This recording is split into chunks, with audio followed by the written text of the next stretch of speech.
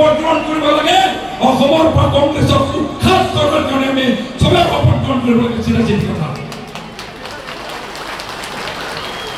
ৰাজনীতিক যদি কংগ্ৰেছৰ যদি লুঙি টুপিৰ ৰাজনীতিক যদি আমি প্ৰশ্ৰয় দিওঁ এনে উগ্ৰপন্থী যেনেকে পাকিস্তানৰ পৰা এই কাশ্মীৰত হত্যালীলা চলাইছে বাংলাদেশৰ পৰা এই অসমতো হত্যালীলাৰ সম্ভাৱনা আছে তাৰ কাৰণে আর এই উগ্রপন্থীর বিরুদ্ধে যদি কোনোবা যদি যুঁজিব পারে ভারত মাতাক যদি কোনোবা যদি রক্ষা করব পারে একমাত্র মোদীজির প্রধানমন্ত্রী মোদীজির নেতৃত্ব বিজেপি হে পরিবার কোনো এখানে এই বিজেপি পার্টি কেন্দ্র বিজেপি সরকার